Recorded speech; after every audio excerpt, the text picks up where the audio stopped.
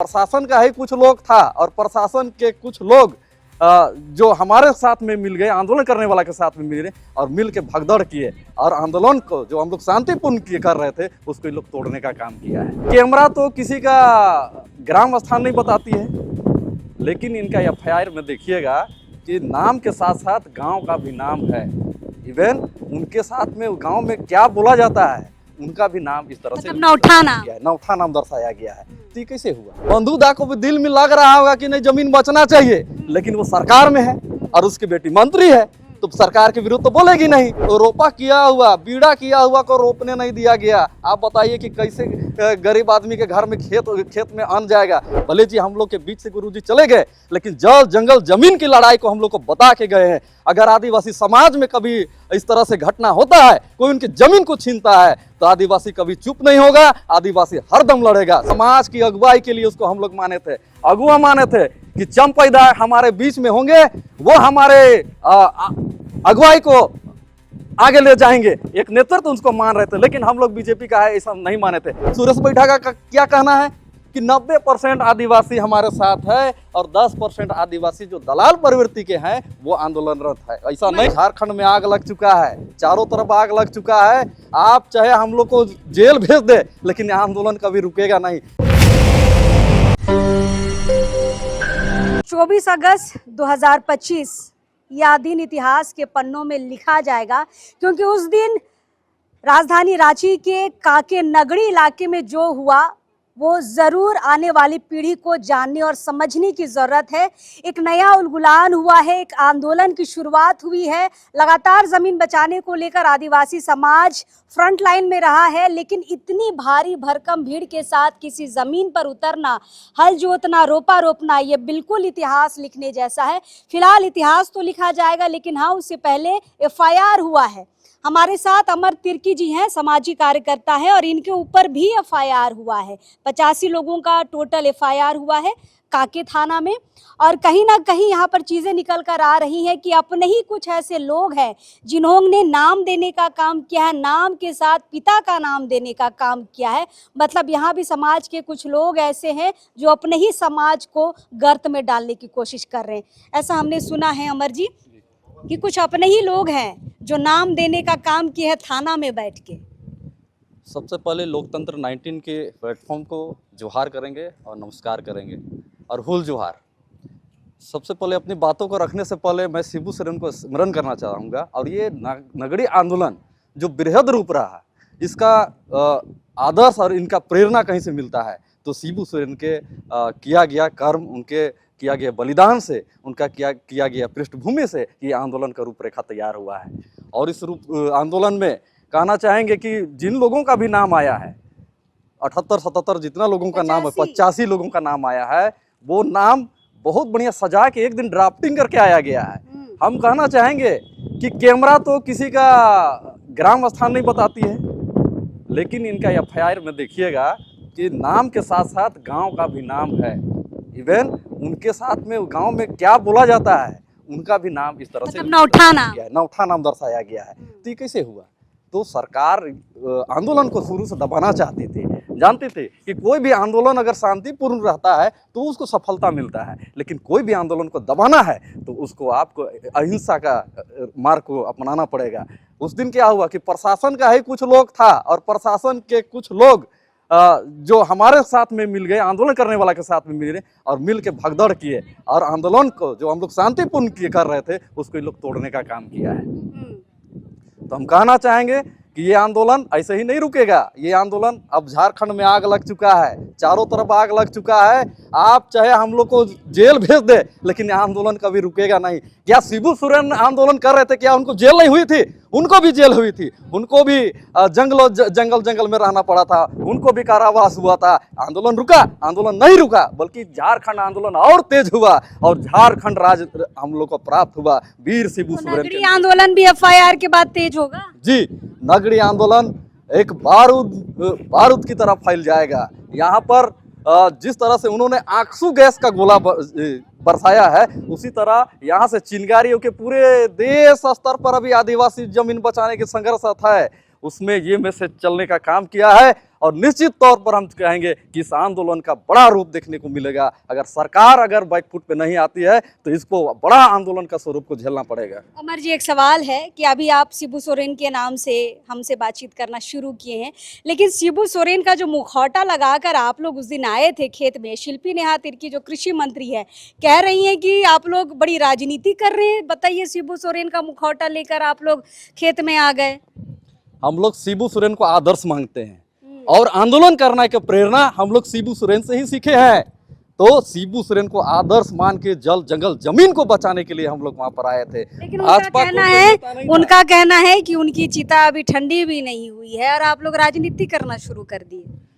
उनके भले उनकी चिता ठंडी नहीं हुई है, लेकिन उनका आदर्श जिंदा है, उनका विचारधारा जिंदा है, इसलिए उनका विचारधारा को मरने नहीं देंगे हम लोग को। भले जी हम लोग के बीच से गुरुजी चले गए, लेकिन जल जंगल जमीन की लड़ाई को हम लोग को बता के गए हैं। अगर आदिवासी समाज में कभी इस तरह से घटना होता है, कोई उनकी जमीन को छीनता है, तो आदिवासी कभी चुप नहीं होगा, आदिवासी हरदम लड़ेगा। सिंधु कांदू चैन भैरो तिलका मांझी फूल और जानों ने जिस तरह से आंदोलन किया था, उसी के तर्ज पर शिबू सोरेन उनसे प्रेरणा लिया और शिबू सोरेन से हम लोग प्रेरणा लेके नगरी आंदोलन में हम लोग कूद पड़े और निश्चित तौर पर हम लोग नगरी आंदोलन में सरकार को बैकफुट पर भेजने का काम करेंगे। अच्छा, शिबू सोरेन क्या आम जनता के नहीं है? क्या आम जनता उनका मुखौटा यूज नहीं कर सकती है? शिबू सोरेन एक आम जनता का, मूलवासी का वो हीरो है और हीरो का कोई भी मुखौटा पहन सकता है, उनको कोई भी फॉलो कर सकता है।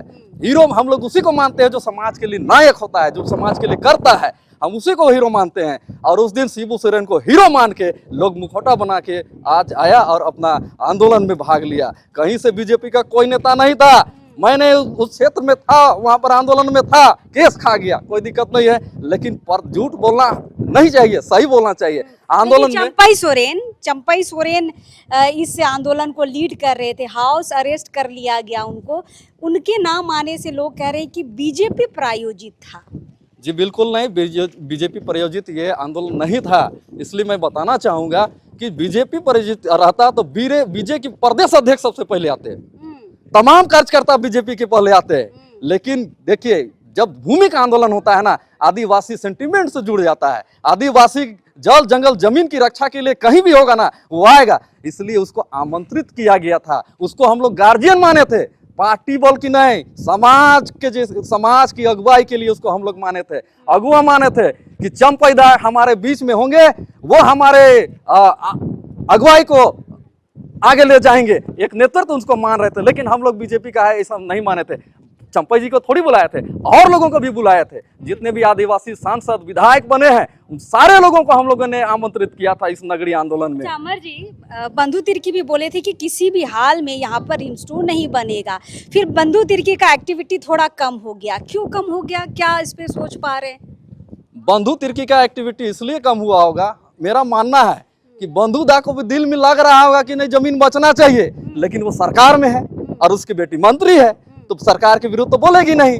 शिबू सोरेन का पहला आंदोलन जो नगरी वन था, नगरी वन का आंदोलन 2012 में था, उस समय बंधु तिर्की, शिबू सोरेन और तमाम आदिवासी बड़े चेहरे इस प्लेटफॉर्म पे नजर आए थे और नगरी का जमीन बचाने का अपना आंदोलन को आगे बढ़ाए थे, नगरी का जमीन को बचाए थे। आज बंधु तिर्की भले नहीं बोल रहे हैं, मंत्री पद बचाना है बेटी का, सरकार के विरुद्ध अगर बयान देते हैं तो उनका कहीं ना कहीं सरकार से मुंह खत्म हो जाएगा। उनको तो पहले मंत्री पद है कि पहले आदिवासी है? सबसे पहले सुनीता जी मैं बताना चाहूंगा, जब कोई मंत्री और नेता सदन में नहीं जाता है, विधायक मंत्री नहीं बनता है, इसी सड़क पे आदिवासी मुद्दों को उठाने का काम करता है और हमारे बीच में घुल के हम उसको कहेंगे रंगा सियार कहेंगे तो कोई गलत नहीं होगा। हमारे बीच जिस तरह से हम लोग अभी आंदोलन कर रहे हैं, हमारे बीच में आएंगे और कहेंगे सबसे बड़ा हितैषी हम हैं, आदिवासी के हितैषी हम हैं। लेकिन जैसे सड़क में आंदोलन करते थे, हम लोग ने उसे जिता के कहाँ भेजा? सदन भेजा। तो सदन भेज दिया जब, तो लोग को लोकसभा, राज्यसभा, विधानसभा में यही आदिवासी की आवाज को लगाना चाहिए, उठाना चाहिए और हमारे हितों के लिए उनको विधान बनाना चाहिए, कानून बनाना चाहिए। मतलब एक सत्ता में आ जाते हैं तो फिर आम जनता आदिवासी को भूल जाते हैं, है ना? आप नगरी वन का बात कर रहे थे अमर जी, उस समय दयामनी जी थी, रतन तिर्की थे, ग्लैंडसन डुंगडुंग थे, बहुत सारे लोग थे, कोई लीडर उस दिन नजर नहीं आया, क्यों? सभी को ये लग रहा है कि बीजेपी प्रायोजित है इसलिए हम नहीं जाएंगे, लेकिन कोई भी प्रायोजित करे, मामला तो नगरी की जमीन को बचाना था ना, आना चाहिए था ना। देखिए सुनीता जी, सबसे पहले हम बताना चाहेंगे कि जितने भी सामाजिक कार्यकर्ता हैं वो लोग कांग्रेस के डायरेक्ट अप्रत्यक्ष रूप से वो लोग क्या है, प्रवक्ता हो, और प्रत्यक्ष रूप से प्रवक्ता हैं। यही अगर आप बता दे रहे हैं कि बीजेपी गवर्नमेंट रहता या तो अन्य दल का कोई सरकार रहता तो सबसे पहले उन्हीं लोगों का चेहरा रहता है। जैसे नगरी टू में इन लोगों का कहीं चेहरा नहीं नजर आया। अगर आप दयामणि दीदी का बात करते हैं तो उनका एक किताब लिखा हुआ है, नगरी का नगड़ा। आपने लिखा है नगरी का नगड़ा में नगरी के आंदोलन की पृष्ठभूमि को आपने दिखाने का काम किया है, ताकि आने वाले दिन में अगर इस तरह से कोई घटना होता है तो आपके किताब को प्रेरणा लेके लोग आंदोलन में उतरेगा। तो आप कहीं ना कहीं सरकार से आप हो सकता है कि आपको लाभ लेना है, आपको विधायक मंत्री बनना है, इसलिए आप अभी पार्ट 2 में आप नहीं हिस्सा ले रहे हैं। गलेंसन दांग तो कहना चाहेंगे कि झंडा का मामला लोग उस खेत में गए, उसमें देखे कि रोपा किया हुआ, बीड़ा किया हुआ को रोपने नहीं दिया गया। आप बताइए कि कैसे गरीब आदमी के घर में खेत में अन्न जाएगा, कैसे बाल बच्चा पोसेगा। आप गरीब का पेट को मारने का नहीं काम किए हैं, बल्कि आप जानवर का भी पेट को मारने का काम किए हैं। जब रोपा होता वहां पर पुआल होता, हमारा जानवर, बकरी जानवर सब खाता, आप उनके पेट को भी लात मारने का काम किए हैं। तो इस तरह से आपको इस आंदोलन तो हम लोग सक्सेस करेंगे ही और लड़ेंगे और जीतेंगे। लेकिन जेल जाएंगे तो कैसे सक्सेस होगा? सुनीता जी, जेल जाएंगे तो ऐसा होता है ना कि डाल टूट जाता है तो फिर नया पत्ता उगता है। आंदोलन कभी मरता नहीं है। का भगत सिंह अगर फांसी में चल गया तो स्वतंत्रता नहीं मिला, चंद्रशेखर को गोली मार दिया का तो स्वतंत्रता नहीं मिला। आने वाला पीढ़ी जो किया गया पृष्ठभूमि को याद करके नया पेड़ में टूटता है, नया टहनी आता है। आंदोलन अनवरत जारी रहेगा और जब तक हम लोग नगरी का आंदोलन को हम लोग सफल नहीं बनाएंगे तब तक इसको छोड़ेंगे नहीं। बिल्कुल, देखिए हर एक जन आंदोलन जो है कोई ना कोई क्रांतिकारी पैदा करता है। अमर भी वैसे ही हैं। अमर इस आंदोलन में बढ़ चढ़कर हिस्सा ले रहे हैं और देखिए फलस्वरूप इन पर केस भी हुआ है, लेकिन ज़रा सा शिकन इनके चेहरे पर नहीं दिख रहा है कि एफआईआर हुआ है, आगे कार्रवाई हो सकती है, जेल जा सकते हैं। कोई भी शिकन इनके चेहरे पर नहीं है, लेकिन हाँ मजबूती और दिख रही है, पहले से ज़्यादा मजबूती अमर के चेहरे पर दिख रही है। फिलहाल 85 लोगों पर एफआईआर हुआ है। जो प्रमुख चेहरे हैं उनसे हम ज़रूर आपकी बातचीत कराएंगे।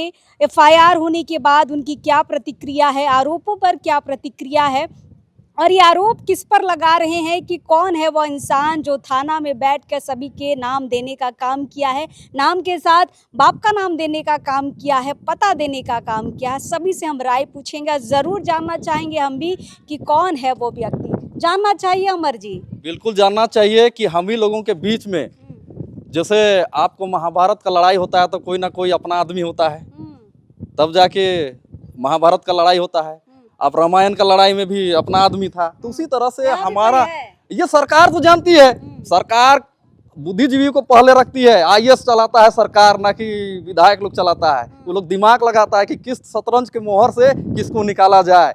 हमारे बीच के लोगों को अपने में मिला लिया। सुरेश बैठा का क्या कहना है कि 90% आदिवासी हमारे साथ है और 10% आदिवासी जो दलाल प्रवृत्ति के हैं वो आंदोलनरत है। ऐसा नहीं है, जो आंदोलनकारी है सब दलाल हैं, सब दलाल हैं। ऐसा नहीं है सुरेश भैया, आपको गलतफहमी है, आप सही बोल रहे हैं। 10% आपके साथ है और 90% आदिवासी आंदोलन में है।